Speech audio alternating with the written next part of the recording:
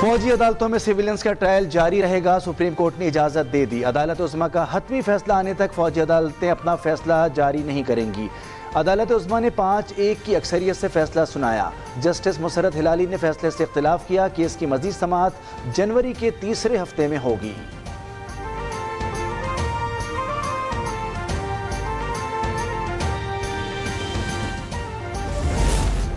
Cipher case میں بانی P T I اور شاہ محمود پر فرد جرم عائد کر دی گئی۔ ملزمان نے صحت جرم سے انکار کر دیا۔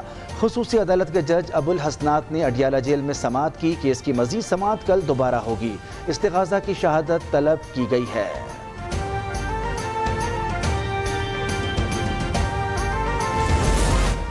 سانحہ 9 مئی کے 18 اشتہاریوں کے شناختی کارڈ بلاک ہوں گے۔ لاہور پولیس نے چیئرمین نادرہ کو خط لکھ دیا۔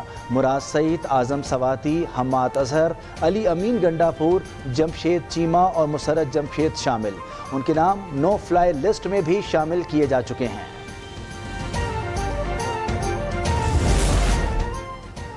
انتقامی جذبے سے نہیں آیا لیکن حساب تو بنتا ہے۔ پاناما سے کچھ نہ نکلا تو اقامہ لائے اور مجھے نکال دیا۔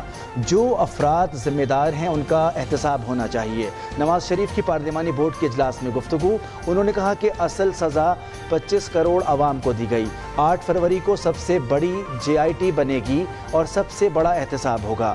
ہم نے جنرل راحیل اور قمر باجوہ کے خلاف کوئی سازش نہیں کی۔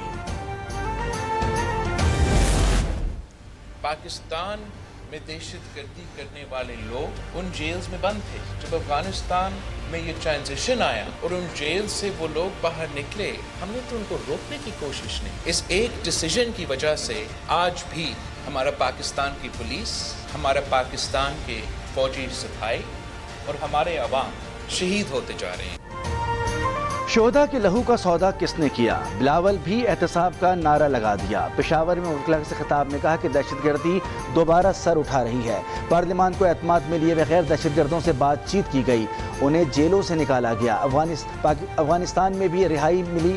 پورا ملک ایک ہو کر دہشت گردوں سے مقابلہ کرے تب ہی فتح ملے گی۔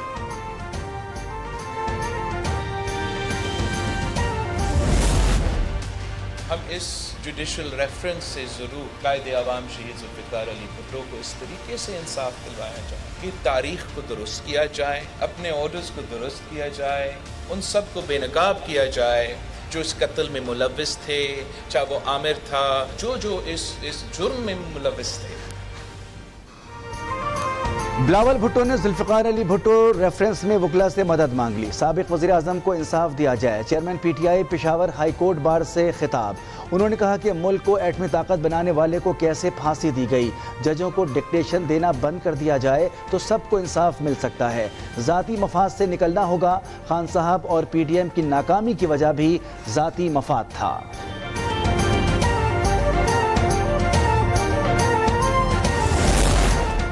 لوگ کہتے ہیں نواز شریف کو انصاف مل گیا، 5.5 سال کون واپس کرے گا؟ شاہد خاقان کا سوال۔ انہوں نے کہا کہ میرے کیس کو 4تھا سال ہے، کوئی گواہ نہیں آیا، نیب کے ساتھ ملک نہیں چل سکتا۔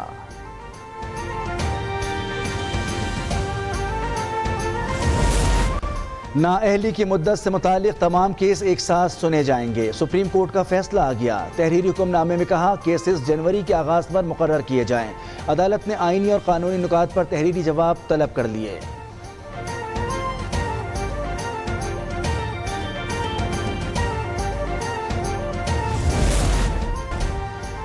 افغانوں کی واپسی پر نظر ثانی نہیں کی جا رہی۔ نگراں وفاقی وزیر فواد حسن فواد کا وائس آف امریکہ کو انٹرویو۔ انہوں نے کہا کہ انتخابات ملتوی ہونے کی باتیں درست نہیں۔ سیاسی جماعتیں الزامات کے بجائے انتخابی منشور پر توجہ دیں۔ پاکستان کو مالیاتی مشکلات کا سامنا۔ IMF کی شرط پر ترقیاتی منصوبوں میں کٹوتی کا فیصلہ۔ 137 منصوبے ختم کر دیے گئے۔ تعلیم، صحت، فوڈ سیکیورٹی کے محکمے شامل۔ کٹوتی پر ترقیاتی بجٹ کا حجم 834 ارب روپے رہ جائے گا۔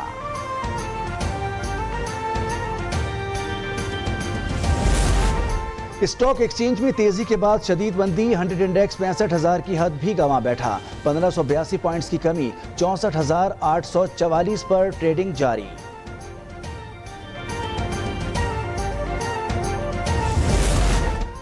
کراچی کے لیے بجلی مہنگی کرنے کی تیاری، وفاق نے ₹1.72 اضافے کی درخواست دائر کر دی۔ گزشتہ مالی سال کی دوسری اور تیسری سہ ماہی ایڈجسٹمنٹ کی مد میں اضافہ مانگا۔ نیپرا میں 20 دسمبر کو سماعت ہوگی۔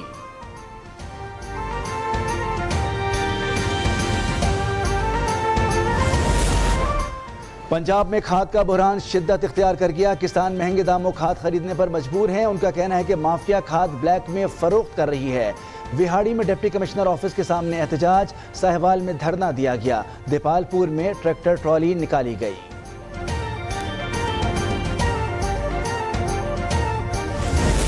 سفارتی سطح پر بھارت کو بڑی شرمندگی کا سامنا، امریکی صدر ریپبلک ڈے پریڈ کی تقریب میں شریک نہیں ہوں گے۔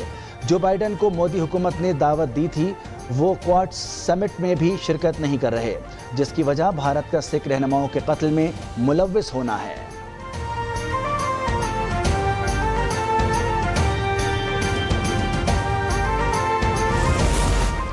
بھارتی لوک سبھا میں 2 نوجوان داخل ہو گئے، وزٹر گیلری سے چھلانگ لگا دی اور شیل پھینکے، ہر طرف دھول چھا گئی۔ ایوان کی کارروائی روک دی گئی، ملزمان کو گرفتار کر لیا گیا۔ عمارت کے باہر سے بھی 2 افراد زیر حراست۔ اولڈ از گولڈ دیکھا ہے تو جہلم دینا کے لاری اڈے پر چلیے۔ پرانی فورڈ ویگنز آج بھی شان سے رواں دواں ہیں۔ اسے پہاڑوں کی شہزادی کہا جاتا ہے۔ بیشتر لوگ اب بھی ان میں سفر کو ترجیح دیتے ہیں۔